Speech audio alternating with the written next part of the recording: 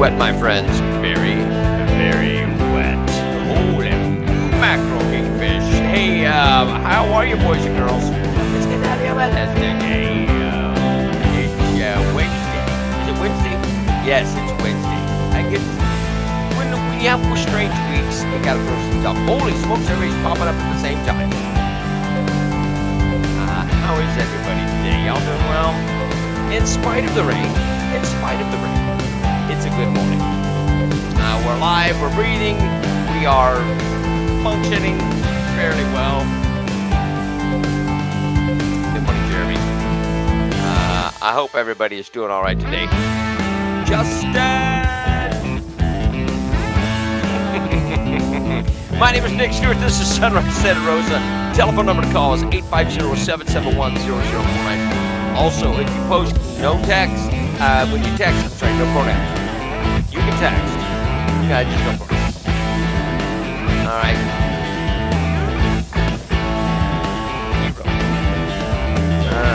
All right, kids. Glad you're here. Forecast for today is a crazy day. Showers and thunderstorms, potential for flooding rains, high near 77. Chance of rain 100%. Now, they're saying rain may reach 1 inch. It will probably, I would imagine, be more than that. I'm just guessing. Because they were saying like 15 inches of rain. What? Tonight, thunderstorms, low near 72, winds around 10 miles an hour, chance of rain 90% overnight. And then tomorrow, thunderstorms likely, potential for heavy rainfall, high around 80, the chance of rain tomorrow 90%. Rain. Until probably about Wednesday next week. So a whole week of it.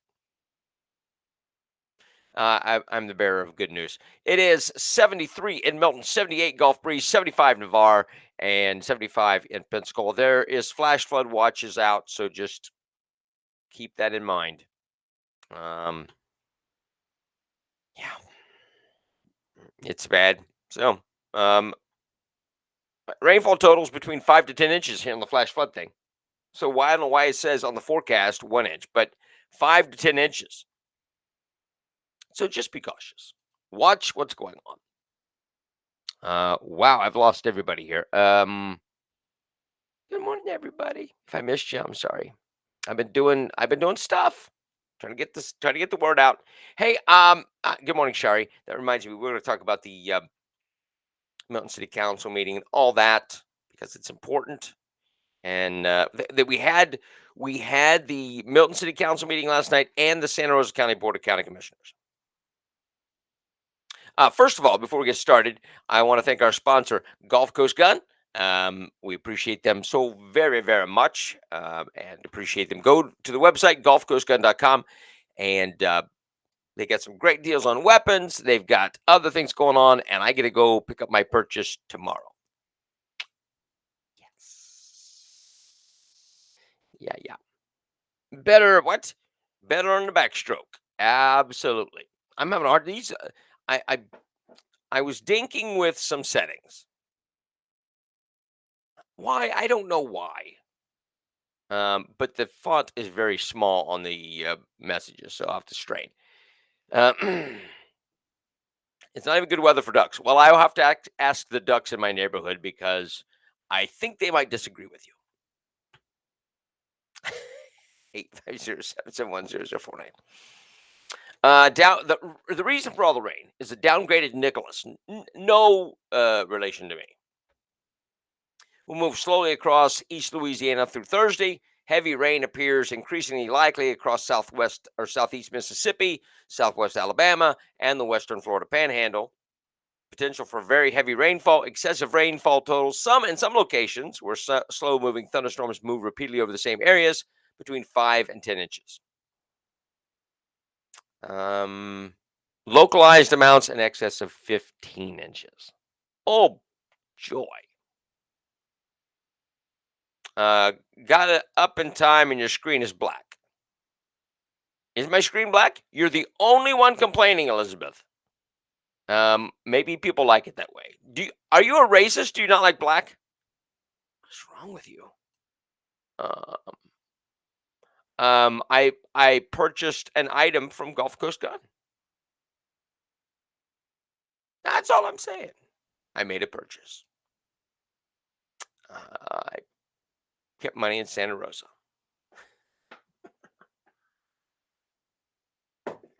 The Santa Rosa County Commissioners on Tuesday unanimously approved the hiring of Sarah Whitfield as the Public Information Officer. There's Sarah. We like Sarah. I'm a Sarah fan. I know her. I've talked to her several times.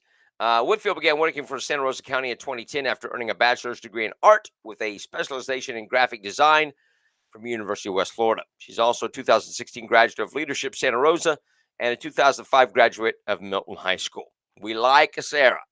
I feel sorry for her being the public information office for this crew. Now, yeah,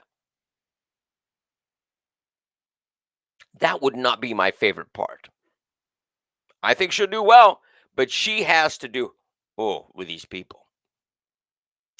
Self-respecting Southerner, don't ask that question about what did you buy. Jeremy is going to be a forecaster. He says he thinks that Milton will get 4 to 6 inches of rain. A Whitfield woman. Yep. She looks like a Whitfield and probably is my third cousin. Well, there you go. She looks like a Whitfield because she is a Whitfield. She's a nice young lady. I always enjoyed talking to her on the radio and just visiting with her in person. Very nice. You couldn't get a better person, but I fear for her on that job. That would not be a good job. Santa Rosa County Commissioners last night unanimously approved a contract with the Honorable Thomas V. Danheiser, a judge who will be returning to serve as county attorney before December 1st.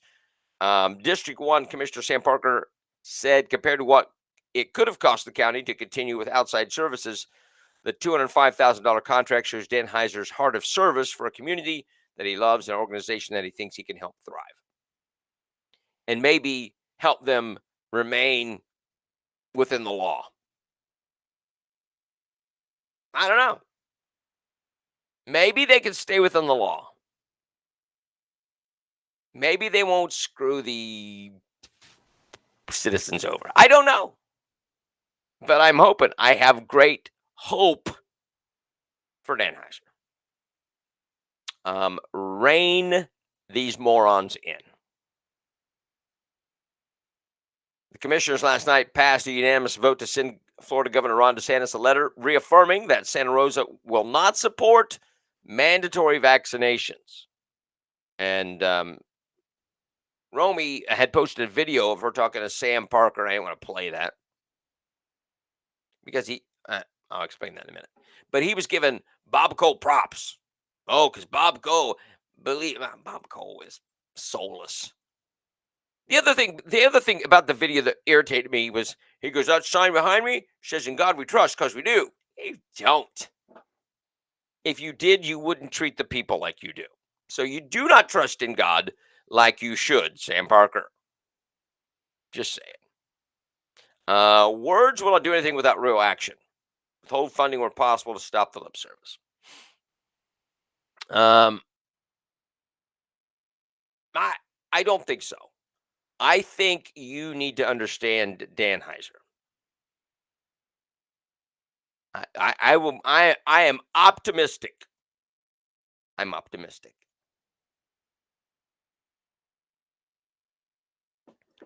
Don't poo-poo it. I said poo-poo. I hope for a better tomorrow with new employees in Santa Rosa. Well, I do too. And we need more new employees. Just saying. 850-771-0049.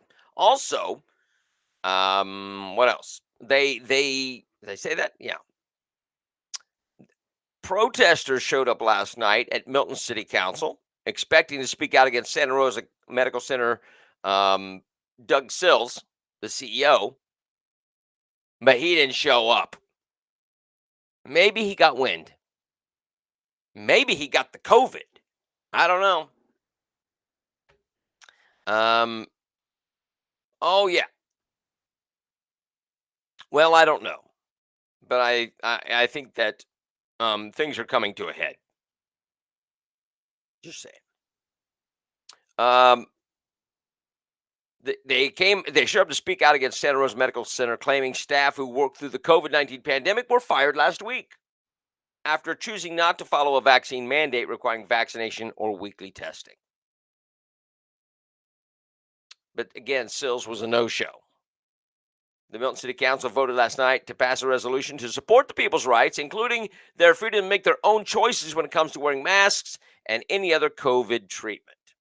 Good. They should have the right to say, you do have a choice. You do have a choice. Biden is not a dictator. He wants to be a dictator. He's not a dictator. He's just part of it. Stop it. See what you made me do? It's wrong.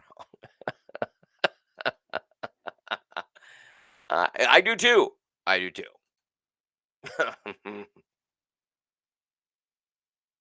He's a tater. Biden's a tater. The Santa Rosa County Supervisor of Elections will be conducting a candidate workshop for anyone interested in running for office. Go. Go. Corey, don't egg me on. You need to go to this workshop. If you're interested in running for office, even if you're not, even if you're just curious, just go.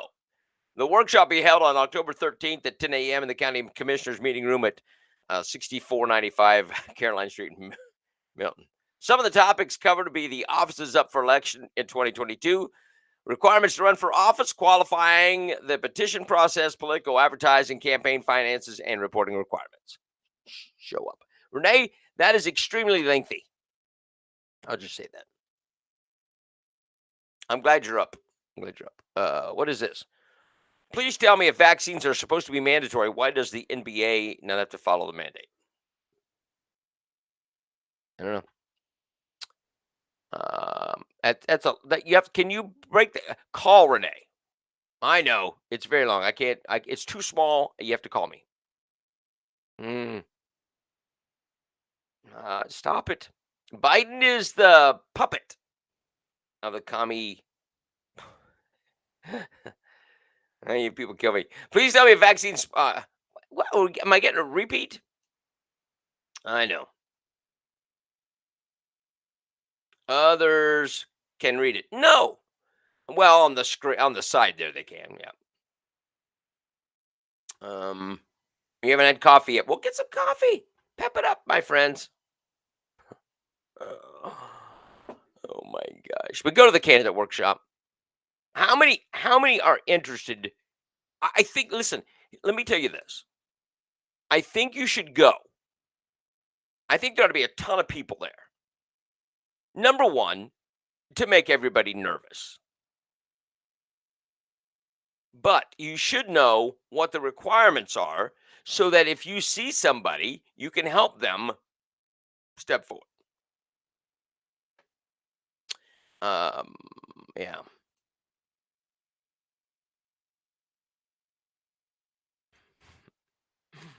The tater. He's a tater. All right. Now, this is interesting. According to former head of FDA, the COVID vaccine could be approved for kids. Did I get that? Yeah. Former head of the FDA and COVID vaccine could be approved for kids between the ages of 5 and 11 as soon as Halloween, because we know that they need the vaccine. UWF infectious disease expert Dr. Wesley Farr says we're seeing more COVID cases in children because they're a large population that's not vaccinated. That's not true.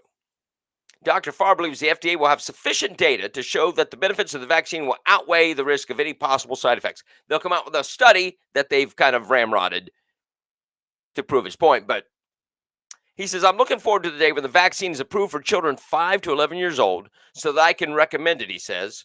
The risk of severe infection in this age group is very low. However, the risk is not zero. You tell me, somebody share with me. Where is there a risk of zero? You tell me where there's zero risk in anything.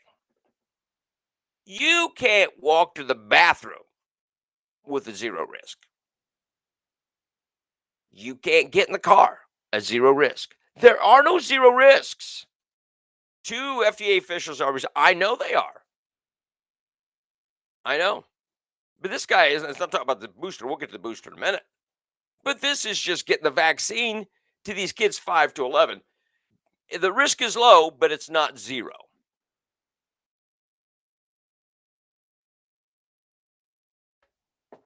You tell me where there's a zero risk. Anybody? You could walk out and get struck by lightning. A stray bullet. I do not understand morons like this who have a doctorate. He's a doctor. He's at UWF. I'm a doctor at UWF. Well, you're an idiot because there are no zero risks. However, the risk is not zero. You're stupid. You're stupid. I'm just saying. People like that.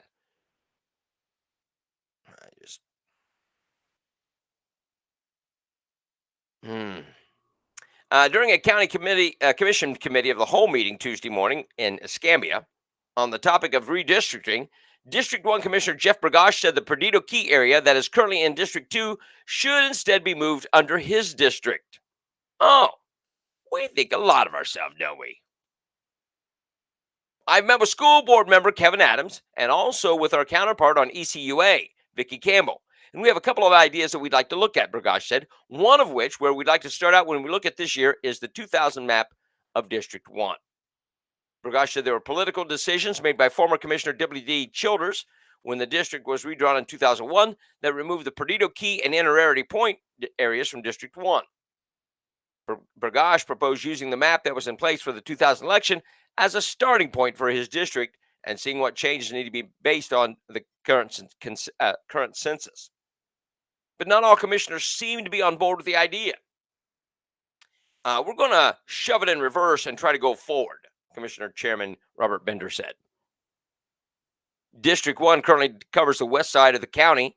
Interstate 10 includes Beulah, Bellevue, areas around Perdido Bay as far south as the Perdido Bay Golf Club.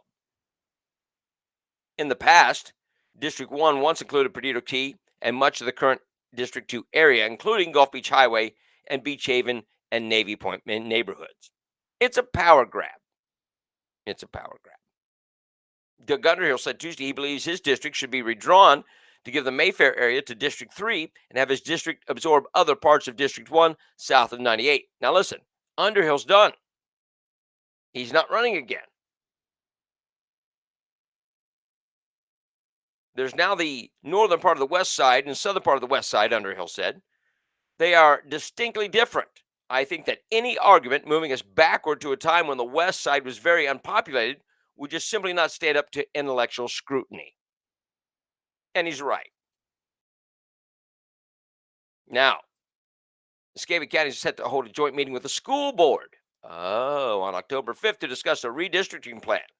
Both the county and school board have the power to set their own voting districts, but both have tried to make their districts align as closely as possible with the voting, so they don't have voter confusion. Bergosh told the News Bureau on Tuesday afternoon that while Underhill was not running again, his proposal would unseat ECUA District 1 board member Vicki Campbell, as she lives in an area that Underhill wants to become part of District 2. He'd be unseating a member of the ECUA, which is I'm not going to stand for, Bergosh said. Oh, really? There's some bad blood there. I like Doug. I'm not a big fan of the others. Because Doug will tell you whether you, again, listen, you people, I want you to think about things. Process some things.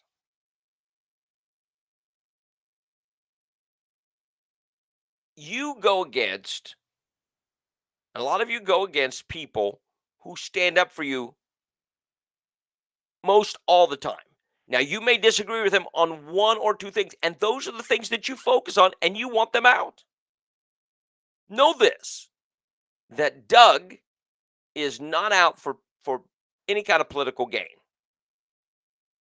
He's there to serve. Same with some others that you hammer on because you don't agree with them on 100%. I think Doug is awesome. Burgash, I think you're correct, Jeremy. Burgash is the one that needs to go. I don't know what it must be your internet, Christine. It must be the Biden mandate. You need a vaccine.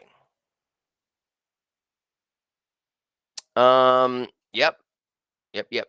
Doug was elected to replace Valentino.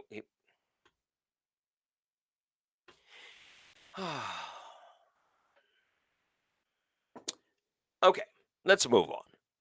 A 25-year-old Milton man allegedly shot another man 3 times Monday just north of Milton city limits after getting into a street fight with the man and his wife. We're seeing street fights becoming more common. But listen to this. Christopher Leon Slack was arrested Monday and charged with felony aggravated battery. He was booked into the Santa Rosa County Jail without bond. The man who was shot sustained non-life-threatening injuries and has been released from the hospital. Slack allegedly shot the man 3 times after a verbal altercation escalated quickly into a fight in the middle of the road near Savannah Drive about 11:45 a.m. on Monday. After the shooting, a woman told investigators she and her husband were driving eastbound when they passed by Slack and one of his female relatives on the street and heard Slack yell something at the car. They don't know what he yelled.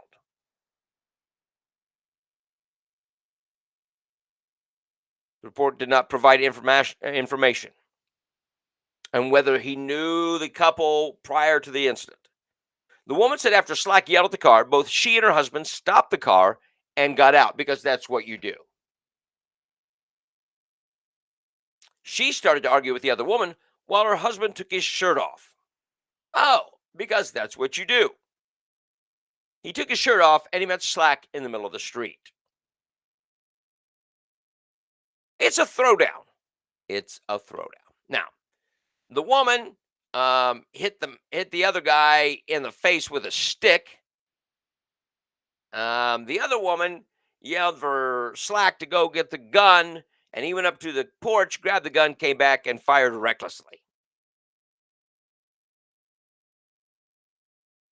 I tell you what, this is what's going to happen. If there is not something if there's not a crackdown on the street fights in Milton, there's going to be issues. Now, that's what you do if you want to get shot. Or you post on Facebook and you call them out on Facebook. Where you at? I'm hunting you down. Or you post the fight on Facebook. That's what I'm shocked that nobody's posted the video of it yet.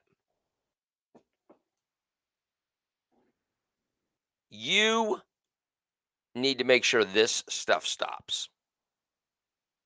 And you do that by making examples of the people that are involved. I don't care what kind of stupid reason you come up with for fighting in the street. It doesn't float. So you like elected officials who have the dais and are absent for votes.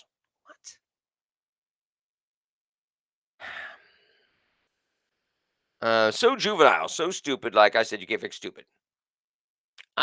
No, because not everybody's affected by it. Maybe it's the vaccine.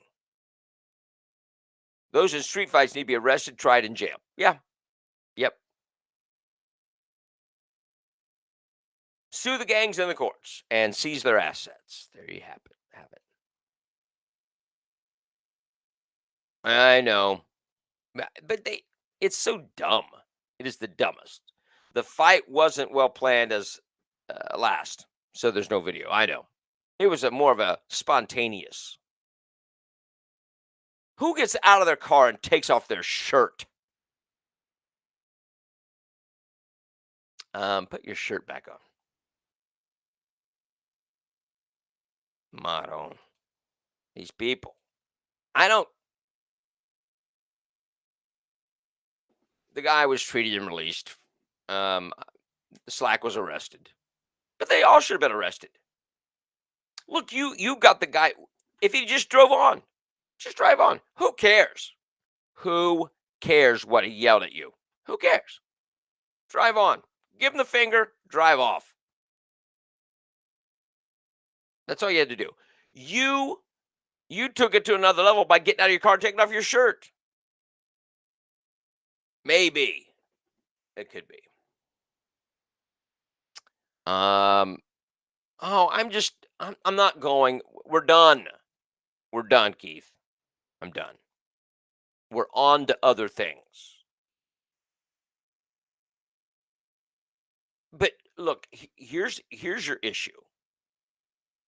Is how long before innocents get hurt in these street fights? You had children at the one that was on Facebook. You got bullets flying. This guy was shooting. He was just he probably was in that mode like that. Just shooting recklessly. It's got to stop. It's got to stop. That was in the morning. It was in the morning. Why are I don't understand these people.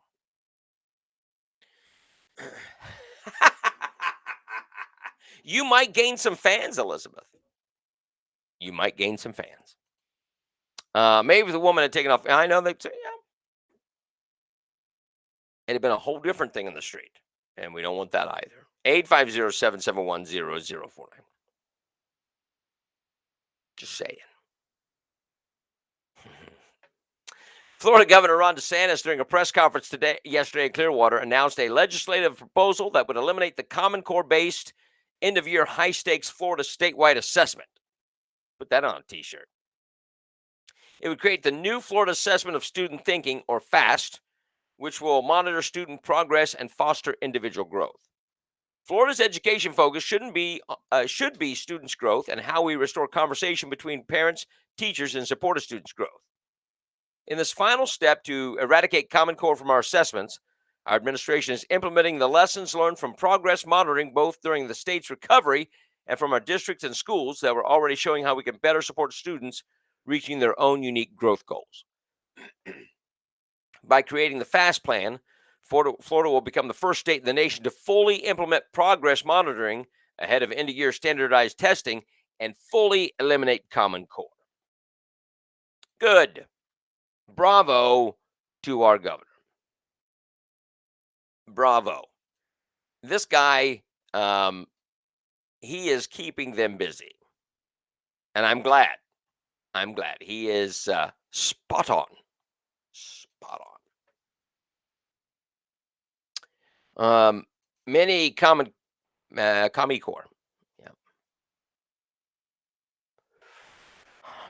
But teachers teach again. No more teaching tests. They can teach how to learn. And maybe they can learn how to teach, the teachers. Maybe the teachers can learn how to teach. They've been programmed for this Common Core stuff. Yes, Stephanie. Pray for the man. Pray for the man.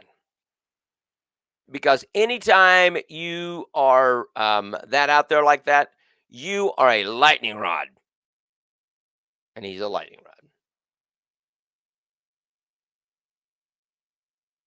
Well, she needs to. She sees the way the water's flowing. All right. COVID. Officials on Tuesday said at least 18 of the 20 gorillas at Atlanta Zoo have now tested positive for COVID. Well, they need to make the mask. Why are they not masking and social distancing? Dang it. Get the vaccine. Monkey mandates for vaccine. That's where it should be. Zoo Atlanta announced the first positive test among the gorillas on Friday after employees noticed the gorillas had been coughing, runny noses, changes in appetite, and complaining of fatigue. Officials say there's no evidence that the gorilla can pass the vaccine back to humans, and visitors are too far away from infected gorillas. There you go. What do you mean pulled out of the closet? I don't know what that means. The poor gorillas. There needs to be a monkey mandate. Where is Joe Biden? Speaking of monkeys, where is he? The U.S. could start the rollout for booster shots as soon as next week. The Biden administration says it's prepared to start giving the shots to many Americans the week of September 20th, pending both FDA and CDC agree. FDA experts said Sunday that they oppose the U.S. booster shot plan. According to the CDC, anyone who receives the Pfizer or Moderna vaccine is recommended to get the booster shot 8 months after their second dose. There you go. You don't want to swab the more accurate one is the anal swab. True. Yeah. Well, yes, that happened over last weekend. And I don't know if that was the same zoo, but there was a zoo that had a gorilla that had COVID and got it from the zookeeper who was vaccinated. Give the gorillas a horse wormer. Dewormer, I guess.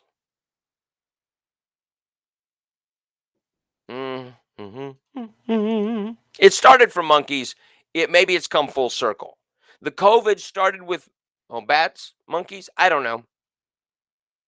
Test you shows positive for COVID if you have the common cold. Yes. Said a bat, but Nancy Pelosi swears it wasn't her. She's just an old bat or dingbat. I don't know. CDC says once the rollout plan gets the green light, individuals who are vaccinated early, such as healthcare workers, nursing home residents, and seniors, will be the first in line. Oh, joy. When it comes to the Johnson & Johnson vaccine, officials also anticipate an authorization for booster shots, but they're awaiting more data on the effectiveness for that vaccine, or any of them, by the way.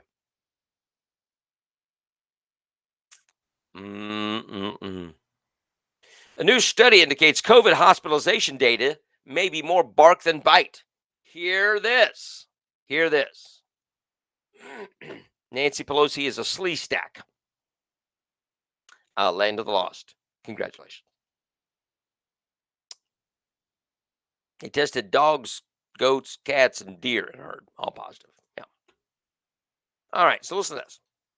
Throughout the pandemic, hospitalization metrics have been touted as the most reliable data point relaying the seriousness of the pandemic. The number of cases relies upon testing, and people generally only get tested when they're symptomatic. Deaths are a lagging indicator. However, a new study examining nearly 50,000 COVID hospitalizations across more than 100 Veterans Affairs hospitals appear to undermine the veracity of this belief. Hear this. COVID data does not differentiate the severity of cases of hospitalized patients. In fact, the study, which is yet to be peer-reviewed, indicates that a significant number of people who've been included in the hospitalized data on COVID dashboards experienced only mild symptoms, were asymptomatic, or admitted to the hospital for reasons unrelated to COVID, but tested positive for COVID while they were admitted. We're overwhelmed with COVID patients. Get the vaccine. Everybody's got it. Study found that from March 2020 through early January 2021, before vaccination was widespread and before the Delta variant arrived, the proportion of patients with mild or asymptomatic disease was 36%. From mid-January through the end of 2021, in June 2021, that number rose to 48%. In other words, the study suggests that roughly half of all the hospitalized patients showing up on the COVID data dashboards may have been admitted for another reason entirely or had mild symptoms to the disease. You cut the numbers in half. It depends on the circles you run in, Stephanie. It does. Really? Yeah, it's true. I heard that. And who's and show and so shoot. But eh, the thing is that half are asymptomatic or very mild symptoms in these hospitals. Run that around in your brain a little bit, and when they give you these numbers, go, I don't know. I don't know. There is reason to doubt. There is reason to doubt, and the government's giving it to you. Gavin Newsom gets to keep his job. Speaking of disease, the Associated Press projected that a majority of Californians have voted no, meaning against removing Newsom from office. But we noticed that some who wanted to vote and vote against Newsom had already voted in support of Newsom. So we covered that yesterday.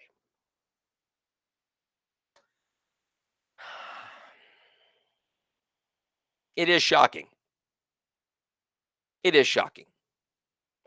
I would have been shocked had he been removed. Had he been recalled, I would have been completely shocked. This does not shock me. 850-771-0049. The new governor of New York, I can't even pronounce her last name. Hochul, Hocuhl. Hochul. Sorry. She's calling upon Facebook to take steps to counter abortion-related misinformation. It is. You are correct. It is a scam. In a letter to Facebook founder, chairman, CEO Mark Zuckerberg, the governor requested information on any and all existing efforts to combat misinformation regarding abortion laws, procedures, and their availability.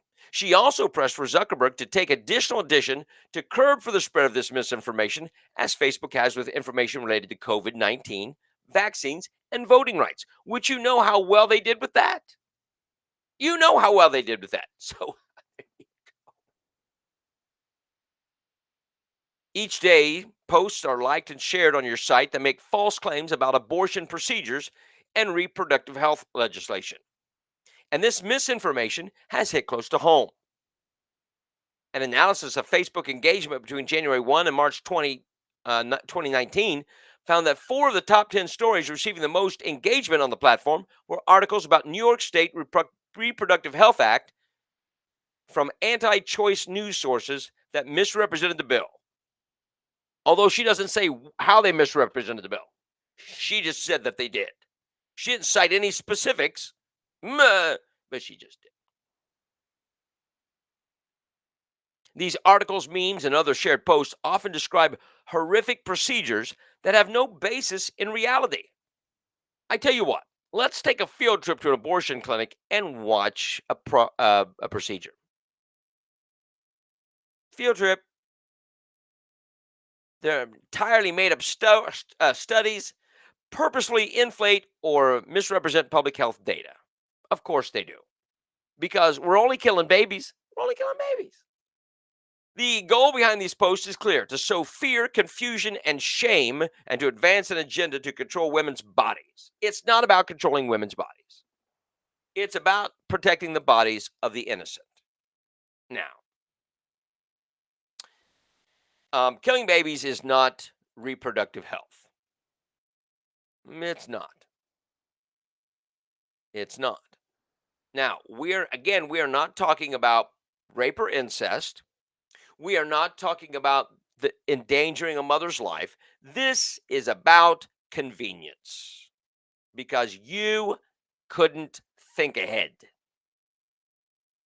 That's what it's about. You think they'll do a recount on the votes of California? They'll just let it stand. They made it so it wasn't even close. Because the problem that the Democrats had in the last election was they allowed it to be too close.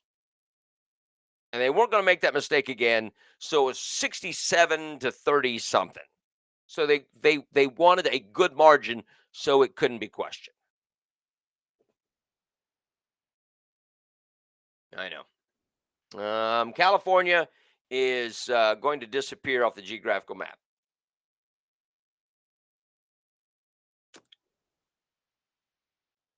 Yes. Um, I hope you don't get banned again either. Welcome back, by the way. Former President Donald Trump accused General Mark Milley, of the chairman of the Joint Chiefs of Staff, of treason over a report claiming that he called China in order to avoid a possible nuclear war after the January 6th rioting at the U.S. Capitol. Because that was heading that way. It was heading to nuclear war with China. In God's name. Trump made the comments while appearing on Newsmax on Tuesday. First of all, it's actually true. If it's actually true, which is hard to believe that he would have called China and done these things and was willing to advise them of the attack or in advance of an attack, that's treason, he said. And I would think that I had so many calls today saying that that's treason. The claims about Milley come from a yet-to-be-released book entitled Peril by Washington Post reporters Bob Woodward and Bob Costas. What is Bob Costas is a sports guy. Why do you care what Bob Costas has to say about anything? Oh my! Adoption is a great option. Bob Costas, sports guy. I care what he thinks about January 6th.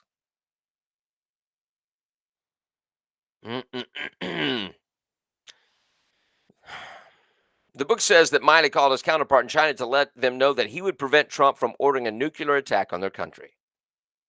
Trump also said on Tuesday it was ridiculous to claim that he ever thought about attacking China. And he accused Milley of trying to distract from the disastrous U.S. withdrawal from Afghanistan. You never heard a word China mentioned in a thing like this, he said. But for him to say that, I would think that about attacking China. I think he's just trying to get out of his incompetent withdrawal out of Afghanistan.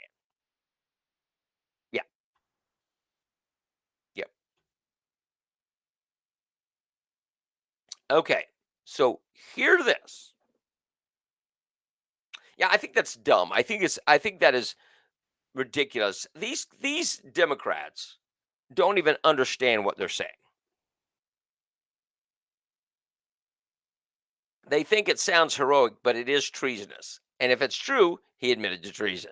There you go. Bye. Bye. A genealogist who recently conducted a thorough review of President Joe Biden's heritage. He couldn't do that for Obama because it's kind of shady. They did a review of President Joe Biden's heritage, discovered that some of the politicians' ancestors owned African American slaves.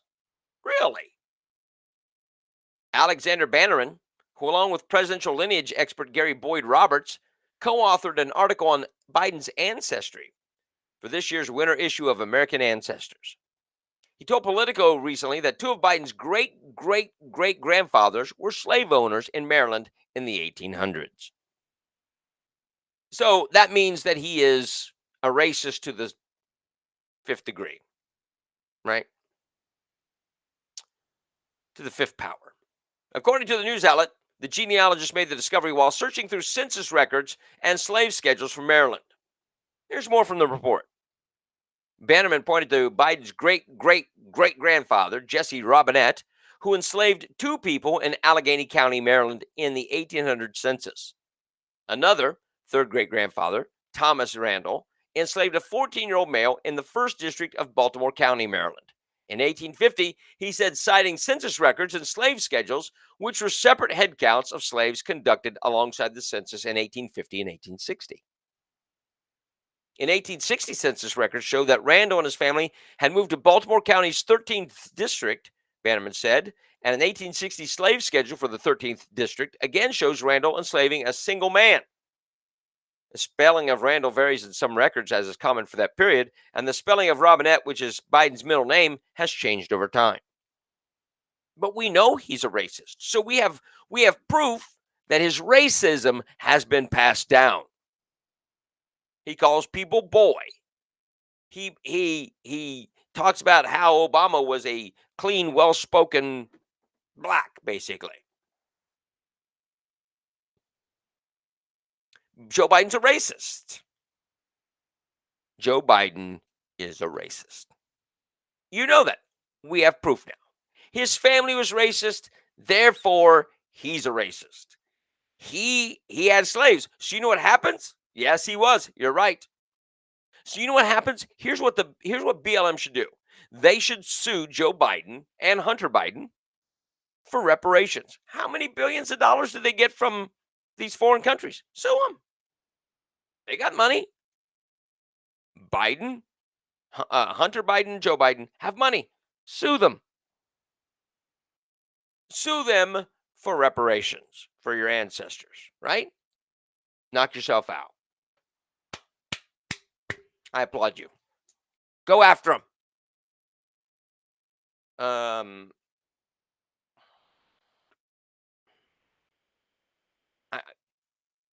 These people are just the worst. Joe Biden is, you want to talk about trash? This guy's trash. I'm not cutting putting too fine a point on it. I respect the office. This man deserves no respect. He doesn't respect you. He despises you. Remember, he says, I've had patience with you people, and now my patience is wearing thin. I'm threatening you. Mama told that before she smacked you on the butt. He's going to punish you because you've worn his patience thin. Great. Make you feel good? Does that make you feel good? Donna says, unfortunately, Joe Biden is a laughingstock. Yes. Yeah, we allowed it to happen. And anytime you want to bring up evidence or find evidence, like, there's no evidence. There is absolutely no evidence. Well, you don't know if there's no evidence if you don't look for it. Okay. Keith, good point. We lost Norm Macdonald yesterday. He's a comedian. He's on Saturday Night Live, but he had done stuff before that. But Norm Macdonald cracked me up. Norm Macdonald was absolutely hysterical to me. And I loved watching him, and his comedy struck me. It was very amusing, and I think that's a sad thing. Now, it wasn't COVID, it was cancer. He had cancer for like 9 years. He was 61 years old, and very sad. If you've not watched the movie Screwed with him and Dave Chappelle, you need to put that on your watch list. It's Screwed with Norm Macdonald and Dave Chappelle. It's awesome. Check it out. He did a great impersonation of Burt Reynolds. Spot on. He had a spot on imitation of Burt Reynolds. It was the best. Yeah. He was great. And I don't watch the Comedy Central roasts, but there was one clip I saw where I can't remember who it was being roasted, but Norm got up and he told these really inane, lame jokes and then explained them. And that was part of his shtick. And it was absolutely hysterical. It was the funniest thing of the night. I know. I'm going on that. All right. But on Jeopardy, that was great. Yes. Yeah, when he portrayed Burt Reynolds on Jeopardy. Also, he was on My Name is Earl, portraying that same Burt Reynolds character as Burt Reynolds. Burt Reynolds was chubby on My Name is Earl. And then Norm Macdonald was Chubby's son. And it was great. It was absolutely fantastic. Spot on. All right, kids. I'm gonna get out of here just a little bit early. I got to get to work a little early today. So thank you so much for joining us. Please go visit our sponsor, Gulf Coast Gun, gulfcoastgun.com, and visit them, check them out, and It may have been the Bob Saget one, which was part of that. Most of that was horrible, but Norm did a great job. All right, kids.